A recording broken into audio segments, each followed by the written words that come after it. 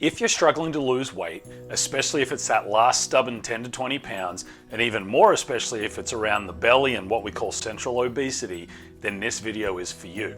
So most people, when they go on their weight loss journey, understand that they need to start living in more of a calorie deficit. Eat less food than you're eating and exercise and work out more. And normally that starts with a nice beginning to the weight loss journey. If you're 100 pounds overweight, losing the first 10 pounds is infinitely easier than losing the last 10 pounds because you only have to change some habits by a slight bit and you will notice a difference. But what happens when we get stuck or when we're not overweight anywhere else, but we're carrying 10, 15 pounds around our belly or our neck, basically, again, what we call that central obesity? Well, there's a few hidden things that you might be missing that if you implement these, you'll be good to go. So I don't need to spend much time on sugar. I think everyone pretty much universally understands that if you continuously eat a lot of sugar, especially processed and refined sugars, not so much fruit sugars, then you are going to put on weight. You are going to store fat, and it's going to be really hard to lose it. Now, where I would say that fruit is very healthy for you, if you ate too much fruit all the time, all year round, like we're not designed to do, you are going to store some fat because those fruits were what we used to eat coming into winter when food was going to be scarce. So you don't want fruit to be the centerpiece of every meal, but I'm talking more about avoiding the refined and processed sugars. So I think we can all agree there. But where are we missing things? Let's start with what people think are healthy. I see a lot of weight loss advice out there saying eat plant-based or vegan, whole sprouted grains, all this kind of stuff. The problem with this advice is there's a lot of these plants and grains that are full of something called lectins. Now, Dr. Stephen Gundry wrote an amazing book called The Plant Paradox, where he talks about these lectins being a plant defense chemical, the paradox being that we've been told all plants are healthy for us, but they're actually not. These lectins tear up the gut, create a lot of leaky gut and a lot of inflammation, and therefore you're going to put on weight all over the body, but especially around the belly. So you have to understand what plants are healthy to eat and what ones you really need to avoid. For example, the nightshades are full of lectins. That's your bell peppers, tomatoes, eggplants. Now, tomatoes, if you cook them, you will break down some of those lectins. Beans and legumes are really high in lectins, but if you pressure cook beans, then you can eat them.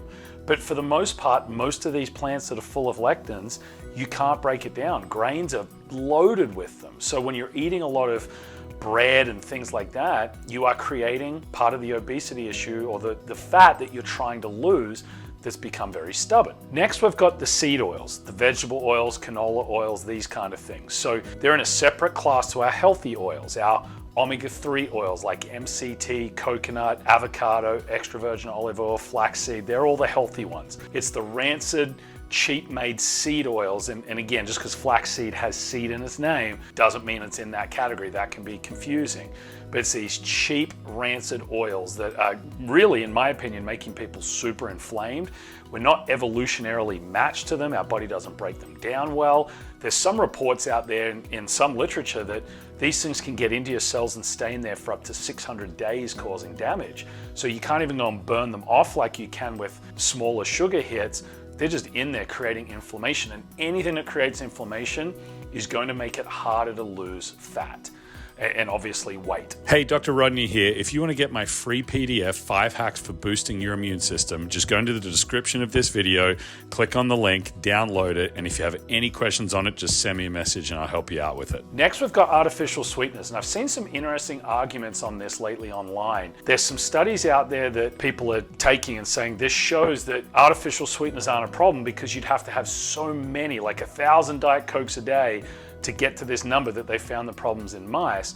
But to me, there's a little bit of cherry picking going on because there are plenty of studies out there that show the opposite, that these artificial sweeteners create a lot of damage to the nervous system and our hormones. Now, if you had just a true argument on a full sugared Coca-Cola versus a Diet Coke, is the full sugared one going to create more weight gain? Probably. But I personally don't see that there's any nutritional value to the artificial sweeteners like aspartame, splendor, and I think there's definitely enough emerging science behind it showing the damages it can cause that I just don't think it's worth it, especially if you're trying to get healthy and you want to lose weight. Why would you even go there? The next thing that's often hidden in a lot of foods is high fructose corn syrup. This stuff will light you up like crazy. It's like sugar on steroids, creates massive inflammation. If you're consuming high fructose corn syrup every day, it's almost impossible to get to the perfect weight.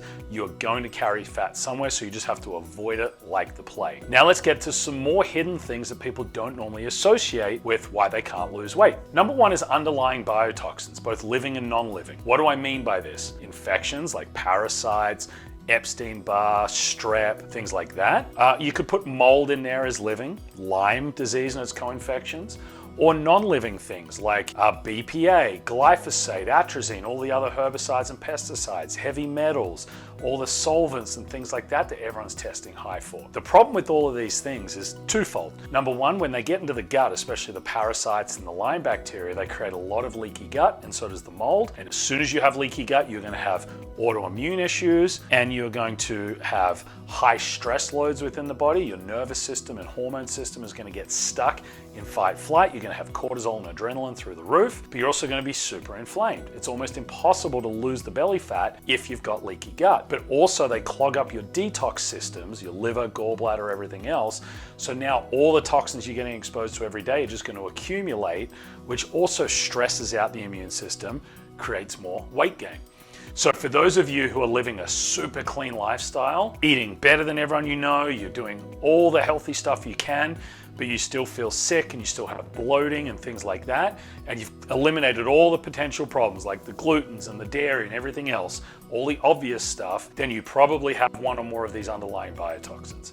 That's probably why you're still bloating. While we're on the cortisol that gets driven up by a lot of these underlying biotoxins, another hidden reason that you're struggling to lose weight is stress. Every time we're dealing with emotional stress, our body is pumping our hormones into that fight-flight response, cortisol, adrenaline, it's all going crazy. And it's really hard to lose weight when that's happening because your nervous system gets stuck. It thinks you're trapped. It acts like there's something to be feared all the time. And these hormones are meant to be pumping for short periods, not for long continuous periods. And they're going to create weight gain. So thyroid gets involved, your adrenals crash, everything falls apart. And it can make weight loss really hard, and it can make it really hard to put on muscle if you're trying to build up weight because you don't have the energy to exercise and do anything. So it can push you either side, but if you're struggling with a little bit of a belly, maybe 10 to 15 pounds of that kind of pooch belly that a lot of people describe, you've really got to look into the stress.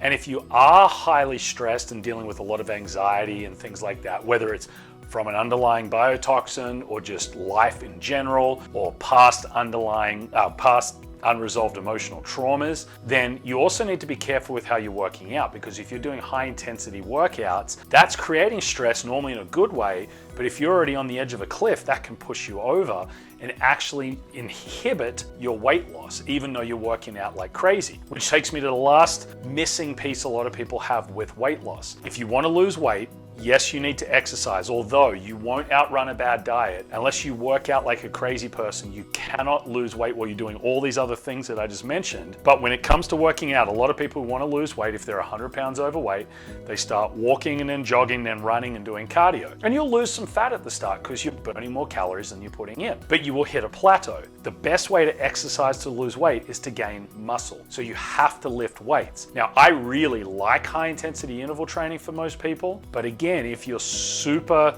in a super stressed out nervous system state, lots of anxiety, all of that kind of thing, you can make it worse because you're pumping more cortisol. But if that's not you, use high intensity interval training and lift weights 3 to 5 times a week. And the more muscle you put on, the more fat you're going to burn. So if you take care of all those things we just mentioned, it's basically impossible not to lose weight. Now, in that stress component I talk about, and I mentioned unresolved traumas, past traumas, that's a little outside this video's scope, but that is the one piece I didn't give a lot of detail to, that if you don't go and address those, you often will still put on weight. It's crazy how badly emotional stress, and especially chronic unresolved emotional stress, can cause that to happen because of the hormone imbalance that it creates.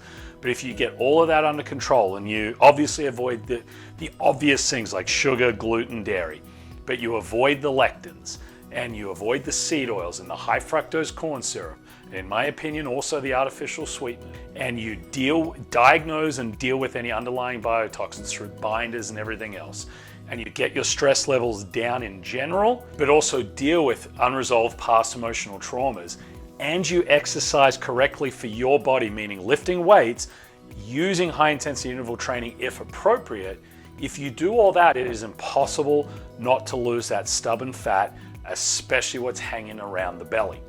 So if you've made it this far, first of all, I appreciate your attention. If this is the kind of video that's going to help you on your health journey, don't forget to hit that subscribe button so you don't miss my next videos. I release 2 to 3 a week talking a lot about this kind of stuff.